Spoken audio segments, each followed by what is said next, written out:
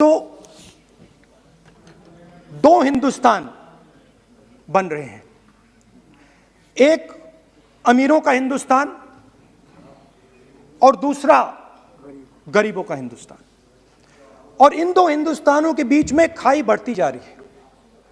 आपने अभी देखा होगा, अभी दो स्पीकर्स ने बात की, मगर आपने ये नहीं कहा कि रोजगार ढूंढने के लिए उत्तर प्रदेश में, बिहार में रेलवे की नौकरी के लिए वहां पे युवाओं ने क्या किया और क्या हुआ, इसके बारे में आपने नहीं बोला। गरीब हिंदुस्तान के पास आज रोजगार नहीं है। प्रेसिडेंशियल एड्रेस में बेरोजगारी के बारे में एक शब्द नहीं था। और पूरे हिंदुस्तान में आज हिंदुस्तान का युवा रोजगार ढूंढ रहा है। हर स्टेट में, उत्तर प्रदेश, बिहार, सब जगह हिंदुस्तान का युवा एक ही चीज मांग रहा है, रोजगार हमें दे दो। और आपकी सरकार नहीं दे पा रही। आपको मैं आंकड़ा देना चाहता हूं। इस पिछले साल 3 करोड़ युवा रोजगार खोए हैं। आप बात करते हो रोजगार देने की। 2021 में 3 करोड़ युवा रोजगार खोए हैं। 50 साल से सबसे ज्यादा बेरोजगारी आज हिंदुस्तान में है। आपने मेक इन इंडिया की बात की, स्टार्टअप इंडिया की बात की, मगर जो रोजगार हमें, हमारे युवाओं को मिलना चाहिए वो नहीं मिला, और जो था वो गायब हो गया। और यह सच्चाई है, और इस सच्चाई को आप भी पहचानते हो, क्योंकि आपने भी अपने भाषणों में रोजगार के बारे में कुछ नहीं कहा। कितना रोजगार पैदा किया गया है, किस प्रकार किया गया है, उसके बारे में आपने नहीं बोला। और आप बोल भी नहीं पाएंगे, क्योंकि अगर आप बोलेंगे तो हिंदुस्तान का युवा आपकी ओर देख के कहेगा कि ये मजाक कर रहे हैं। तो ये स्थिति पैदा कैसे हुई? ये दो हिंदुस्तान पैदा कैसे हुए?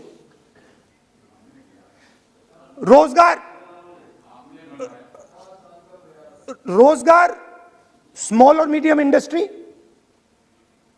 और जो हमारा इनफॉर्मल सेक्टर है उधर बनता है।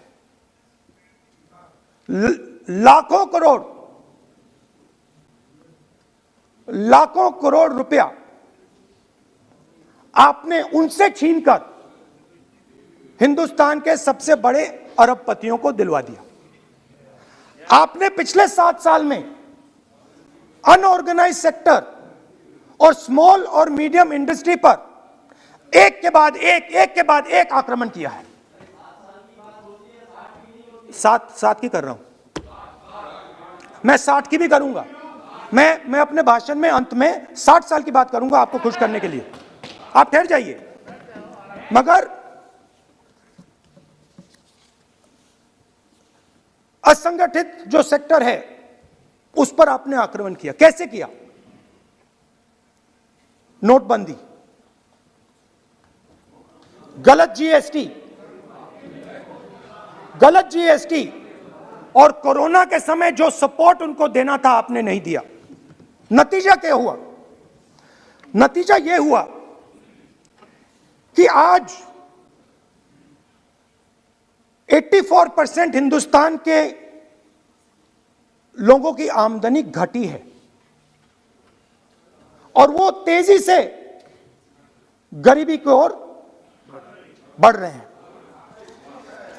यूपीए की सरकार ने, आपने पूछा 60 साल की बात आपने कही,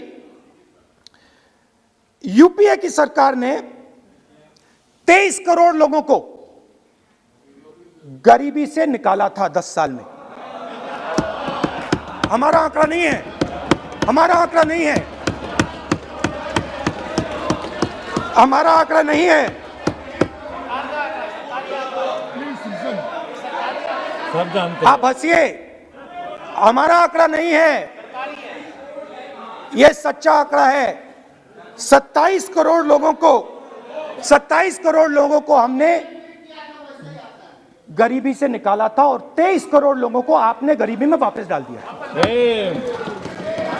सेम सेम।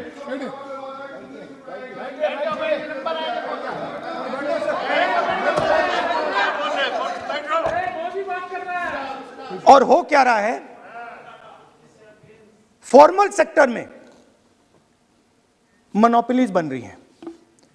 किसी भी आप सेक्टर में देखिए, और सबसे दो मोनोपोलिस्ट के बारे में थोड़ा सा बोलूंगा। उसको वो कोरोना के समय अलग अलग वेरिएंट्स आते हैं ना, डेल्टा, ओमिक्रॉन, वो AA वेरिएंट है, और वो पूरा का पूरा हिंदुस्तान की जो अर्थव्यवस्था है उसके अंदर फैल रहा है। आपने बात उठाई तो मैं उसके बारे में पहले बोल देता हूं। एक व्यक्ति को, नाम नहीं लूंगा, एक व्यक्ति को हिंदुस्तान के सब पोर्ट्स, ब्रांड का नाम अडानी ब्रांड है वो, ब्रांड, हिंदुस्तान के सब पोर्ट्स, हिंदुस्तान के सब airport, power, transmission, mining, green energy, gas distribution, edible oil, जो भी हिंदुस्तान में होता है उधर अदानी जी दिखाई देते हैं।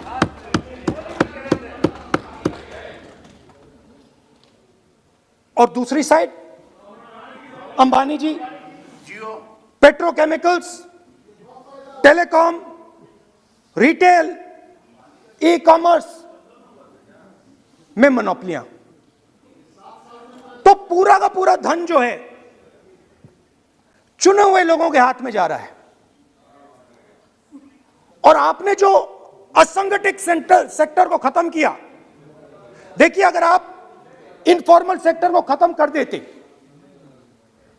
और मैन्युफैक्चरिंग जॉब्स आप क्रिएट कर देते तो फिर इतनी प्रॉब्लम नहीं आती, फिर दो हिंदुस्तान नहीं बनते। मगर आपने क्या किया, आपने असंगठित सेक्टर को खत्म कर दिया। नोटबंदी, जीएसटी, कोरोना, सारे के सारे जो स्मॉल और मीडियम बिजनेसेस हैं उनको आपने बंद कर दिया। बोलने दीजिए, सारे के सारे जो स्मॉल एंड मीडियम इंडस्ट्री है आपने उसको खत्म कर दिया, नष्ट कर दिया।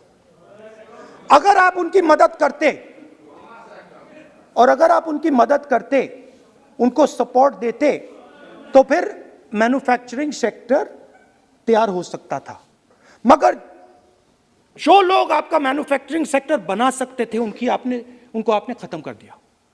तो आज हिंदुस्तान में आप मेड इन इंडिया की बात करते रहते हो। मेड इन इंडिया हो ही नहीं सकता। आज बात खत्म हो गई है, क्योंकि मेड इन इंडिया वाले हैं कौन?